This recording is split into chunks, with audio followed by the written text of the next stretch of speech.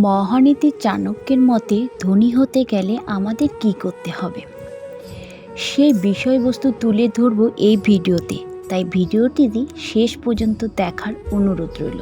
1. অসৎ পথ পরিত্যাগ করুন। কারণ অসৎ পথে উপার্জন করা অর্থ কখন আপনাকে শান্তি দিতে পারবে না। আপনি কত টাকার মালিক হন না কেন, আর আপনি যদি সৎ পথে আয় করেন, সেই আয়ের পরিমাণ অল্প হলেও আপনি এখন ও মরণের পরেও শান্তিতে থাকতে পারবেন। নাম্বার 2, জীবনে অহংকার করবেন না। কারণ যারা যে জিনিস নিয়ে অহংকার করেছে তাদের পতন সেই জিনিসটার জন্যই হয়েছে। জীবনে যা কিছু করেন তা নিয়ে কখনো অহংকার করবেন না। একটা কথা মনে রাখবেন, আমরা যতদিন বেঁচে থাকব শুধুমাত্র ততদিন আমাদের এই দুনিয়ার জিনিসগুলো প্রয়োজন। মৃত্যুর পরে টাকাও কোনো কাজে আসবে না, আপনি যত টাকার মালিক হোক না কেন। তাই কোনো কিছু নিয়ে কোনো সময় অহংকার করবেন না। নাম্বার 3, যদি আপনি সৎ পথে থাকেন তাহলে কিছু মানুষের সব সময় আপনাকে নিয়ে কটু কথাবার্তা বলতে থাকবে।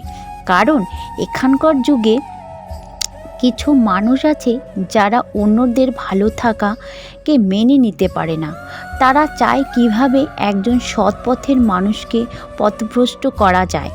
তাই জন্য যতটা পারেন মানুষের থেকে দূরে থাকার চেষ্টা করুন। নাম্বার 4, শিক্ষা অর্জন করুন। কারণ আপনি যদি শিক্ষা অর্জন না করেন, আপনি অর্থ উপার্জন করে ব্যর্থ হবেন।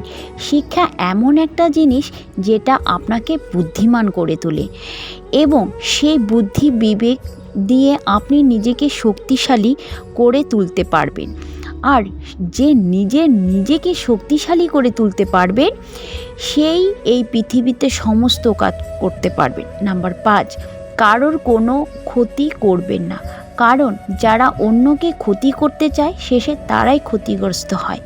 তাই অর্থ উপার্জন করতে গিয়ে আমাদের এমন কিছু করলে হবে না যে অন্যকে কোনো মানুষের আমাদের জন্য ক্ষতিগ্রস্ত হতে পারে। মনে রাখবেন, কারোর উপকার না করতে পারলেও ভালো, কিন্তু কারোর কোনো সময় ক্ষতি করবেন না।